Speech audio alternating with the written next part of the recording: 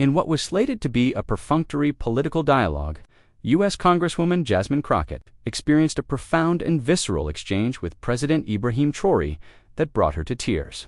His words were not delivered with force or theatrics. They were imbued with a raw, unvarnished, and deeply human honesty.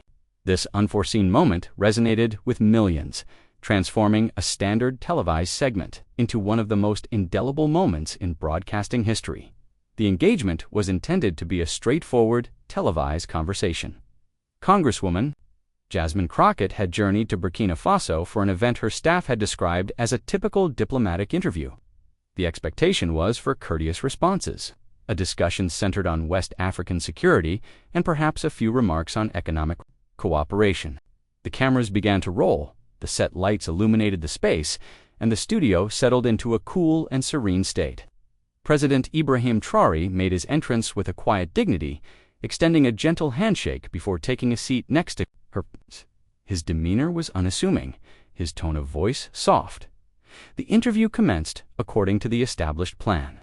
But then the atmosphere palpably shifted. This change occurred when she posed the question, with so many challenges, how do you sustain hope? He did not offer an immediate reply. Instead, his gaze dropped to the floor for a moment before he looked at her, not as a head of state, as one person to another. He then stated, "Hope doesn't come from speeches, it comes from funerals." A stillness fell over the room. Jasmine blinked, taken aback by the rawness of his answer. "What does it you mean?" she inquired gently. He leaned closer and articulated, "I've attended the burials of more friends than I have exchanged handshakes with world leaders." A profound silence followed, and in that quiet, tears began to well in her eyes. She understood in that singular, hushed instant that this was not merely a discussion. It was a soul-bearing confession. Although the interview proceeded, its very nature had been altered. Traoré was no longer responding with the calculated cadence of a politician. He spoke with a deliberate, gentle pace, as if he were unearthing memories more than he was delivering a report. "My dearest friend was a man named Malik," he recounted. His gaze drifted to the side, his hands clasped as his thumb anxiously rubbed against his knuckle. "He was killed in an ambush while defending a school. They wounded him in the leg initially. He lay bleeding for 30 minutes, but no ambulance ever reached him." An involuntary gasp escaped Jasmine as she brought a hand to her mouth. This was a level of candor she and everyone present had not anticipated. He went on, "By the time I arrived, he was still clutching his radio, still pleading for assistance, still holding on to the belief that someone would arrive." "And did anyone come?" she asked, her voice a near whisper. He shook his head with a slow, heavy motion. "Only I arrived, and I was too late." No one in the studio stirred. The camera operators remained frozen, the crew enveloped in silence. "He was the very reason I enlisted in the army," Traoré added, "and now I am at the helm of a nation he did not live long enough to see liberated." His voice remained steady, never faltering. The absence of a crack in his voice was what made it so agonizing, the calm, consistent tone discussing mortality as if it had become an ordinary facet of life. It was then that Jasmine comprehended that this man's leadership was not born of a quest for power, but was forged in the crucible of his anguish. Following a commercial break, Jasmine posed a question that deviated from the script. "Is there a person you carry with you?" With a slow and deliberate motion, Traoré reached into the interior pocket of his modest jacket. He withdrew a worn, creased photograph, a black-and-white image so faded it was almost torn.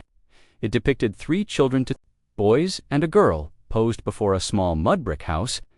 "This was us," he murmured, "before everything was different." He indicated the girl. "My sister. Her name was Aminata." "What became of her?" Jasmine asked softly. "She succumbed to malaria when she was 11, he stated, pausing. "We had no funds for medicine. We resorted to boiling leaves and praying, but it was not sufficient." He refolded the picture with care and returned it to its place in his pocket. "I made a promise to her at her gravesite that a day would come when no child would have to die due to poverty." A slight tremor ran through his hands. "I have carried that photograph with me always, through battles and even into this office." Jasmine daubed at her eyes. For that moment, the cameras and their official titles ceased to matter. There was only a man clutching a photograph, and a woman grasping that this transcended politics. It was a profound expression of grief. They were in the final 10 minutes of their allotted airtime. The producer signaled for Jasmine to revert to policy-related questions, but her heart resisted. She leaned forward and asked quietly, "President Traoré, what are your dreams?" He didn't hesitate. "I don't have them," he replied. "I ceased dreaming the day I witnessed my mother collapse from starvation." Jasmine stared at him, motionless. "I was 15, he continued. "We had no food remaining. She gave me the last, a portion of rice, assuring me she had already eaten. I later discovered she hadn't had a meal in 3 days." A tightness entered his voice. She smiled as she lost consciousness, just to keep me from worrying. Jasmine's eyes welled with tears once more, and she shook her head, fighting to maintain her composure. "Her face is still vivid in my memory," he added. "Even today, each time I eat, I question whether I have earned this meal." A long, painful silence hung in the air before Jasmine whispered, "I am so sorry, Traoré." Looked at her, his eyes gentle but resolute. "Don't be. Just comprehend that some of us didn't grow up with the goal of changing the world. We grew up with the singular goal of surviving it." The room was once again consumed by silence. After the interview concluded, Jasmine stepped onto the palace, grounds for a breath of fresh air.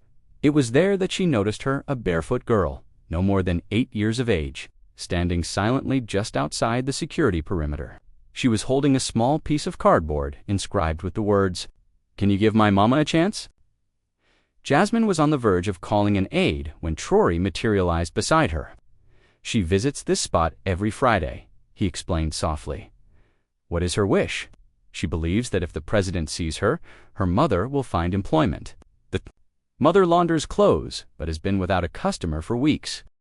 "Have you engaged with her?" Traoré affirmed with a nod. "On numerous occasions, I've provided them with food and paid their rent, but she doesn't desire charity. She desires dignity, a job." He approached the girl, knelt down to her level, and gave her a small, folded piece of paper. The girl beamed, embraced him tightly, and then scampered away. "What was in the paper?" Jasmine inquired. "An employment contract for her mother, complete with full benefits." Jasmine felt a lump form in her throat. "You don't make this public." He shook his head. "Not every action requires a camera." In that instant, Jasmine understood a fundamental truth. Some leaders focus on cultivating an image, but this man was dedicated to building lives.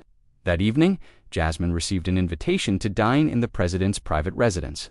The setting was humble, devoid of any gold or ostentation, just a simple meal of rice, beans, and grilled chicken. Yet one detail was prominent: an empty chair, perfectly arranged at a corner of the table. Jasmine glanced around. "Are we anticipating another guest?" she questioned. Traoré gently shook his head.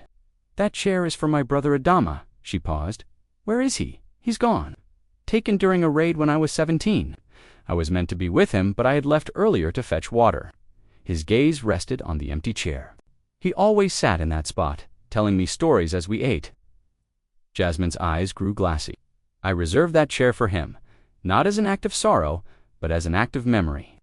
To ensure I remember to lead for all those who never had the chance to sit at this table."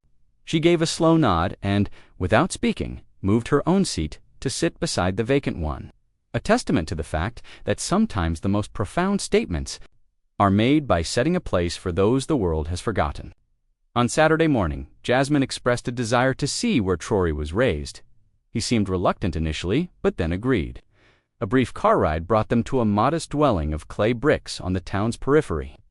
Inside, a single small room contained 2 beds, a broken fan, and a framed photograph of a smiling woman on the wall. "My mother," he said, his voice gentle. The room was like a capsule of a bygone era, with faded curtains, old sandals tucked under a bed, and a pencil sketch affixed to the wall with tape. "You maintain this place still?" Jasmine asked. He nodded. "This is where I first understood both hunger and hope. I return here to remember." She moved about the room quietly, her steps halting at a small metal bowl near the window. "What is this for?" she inquired. A faint smile touched his lips. "My mother used to collect coins in that bowl. Whenever she acquired 10 francs, she would deposit one inside. She used to say, 'A nation isn't transformed by millions. It begins with the smallest act of sacrifice.'" Jasmine gazed at the bowl. It was empty, yet in some way it contained the weight of everything. Later in the day, this time there were no cameras, no microphones, only the wind, the leaves, and an atmosphere of truth. Jasmine asked in a low voice, "Why do you bear all this anguish with such quietude?" Traoré drew a long breath. "Because shouting does not resurrect the dead." He looked down at his own hands. "I was captured once," he revealed, "during a rebel incursion. I was barely 20. They bound me, kicked me, and beat me." Jasmine's breath hitched. "But one of them recognized me." He looked up. We had attended school together. I had shared my lunch with him on a day his mother was ill. She was left speechless. He untied me when no one was looking and urged me to flee. "And you did." "No. I remained and pleaded for the lives of the others." His voice finally broke for the first time. They refused to listen. A single tear traced a path down Jasmine's cheek. "And now," she prompted, "I endeavored to lead, as that boy did, quietly and with mercy."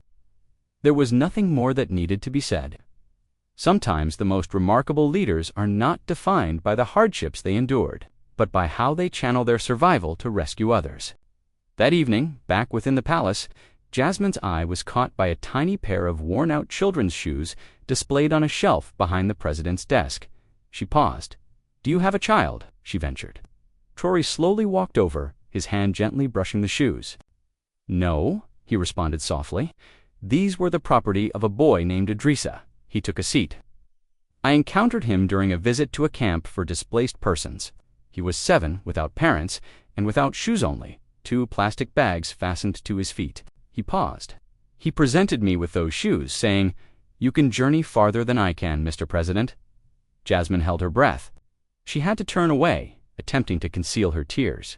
"I wished to bury the shoes with him," he continued, "but his aunt implored me to keep them. She said, 'He believed you were different. Prove him right.'" He looked directly at Jasmine. "I keep them here as a constant reminder of the immense weight I carry. Every step I take is on loan from someone who was never granted the opportunity. And on that day, a small pair of shoes articulated more about the nature of leadership than any crown or flag ever could." On Sunday morning, President Traoré extended an invitation for Jasmine to accompany him to a rural clinic situated just outside of Ouagadougou.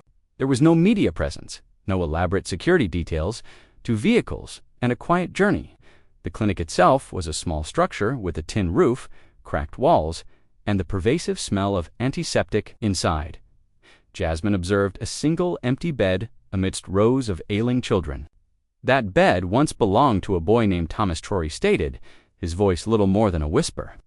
He was suffering from tuberculosis. The sole oxygen tank we possessed was non-functional. Jasmine lowered her gaze.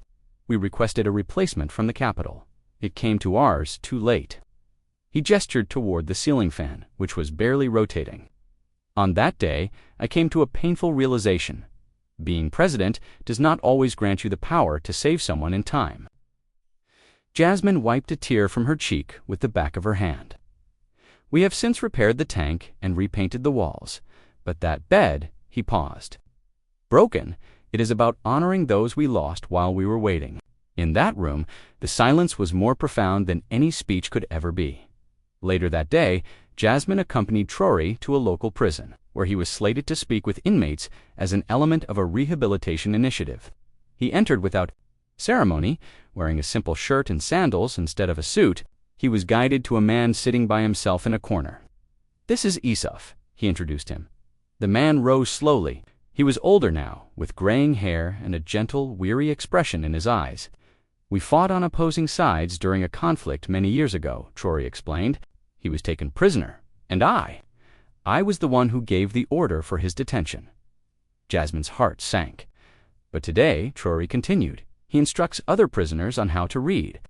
He took on this role voluntarily, even requesting additional books." Jasmine turned her attention to Issouf. "Why did you offer him forgiveness?" Issouf managed a smile. "Because he underwent a change, and because I, too, have committed acts that I regret." Traoré stepped forward. "I did not come here with the intention of leading a nation of flawless individuals," he said. "I came to help construct a country where people who are broken can still have a chance at a future." Jasmine could no longer restrain her emotions. A tear fell, and there, in a prison cell of all places, she witnessed a form of freedom that no legislation could ever bestow, the freedom that is born from healing. That night, seated in her guest quarters, Jasmine felt overwhelmed. She picked up her phone to compose a brief message for her mother back in Dallas.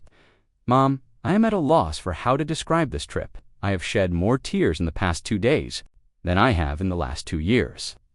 She paused, then deleted the text. She began anew. "Today, I observed a president sit down with a man he once considered his foe. I saw him place flowers by the hospital bed of a child." Once again, she stopped. Nothing seemed adequate. No words could encapsulate what she had witnessed. She got up and walked down the hall, where she found Traoré standing alone on the palace balcony. "Finding it hard to sleep?" she asked. He offered a faint smile. "One grows accustomed to carrying things." She nodded. "I was attempting to write to my mother, but I couldn't find the right words." He turned to her, his expression gentle. "Some emotions are too vast for words. That is why we must live them instead." Jasmine looked at him, and for the first time, she truly grasped that this was not just a political journey. It was a heart relearning how to feel. On Monday, Jasmine traveled with Traoré to a small military outpost. It bore no resemblance to American bases, just a few concrete structures, well-worn uniforms, and the commingled scent of sand and sweat. Their purpose was to pay tribute to a fallen soldier named Jean-Baptiste. He had perished while protecting a school bus from an ambush, all by himself, without any reinforcement. Jasmine looked at the single-framed photograph on the wall. He was only 23, Traoré said, the first in his family to complete his education. He joined the military to finance his sister's surgery. There were no journalists, no formal ceremony, only the soldier's mother, holding back her tears as she handed Traoré a small leather-bound notebook. "He wrote about you," she said.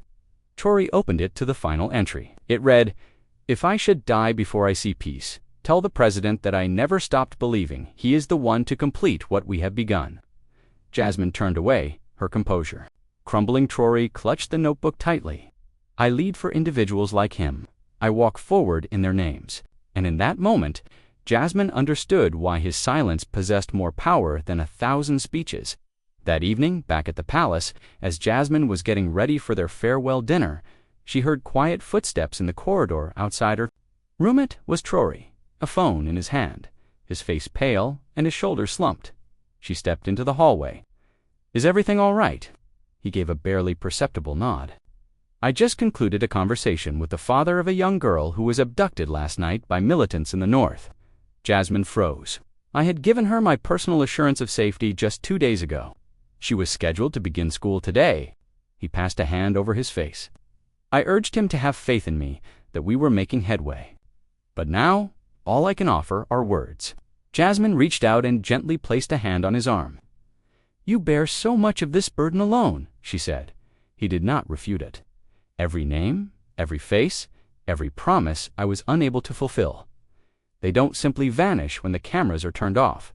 His voice wavered slightly. "I will bring her back, even if it is the last thing I ever do." And in that dimly lit hallway, Jasmine perceived it all.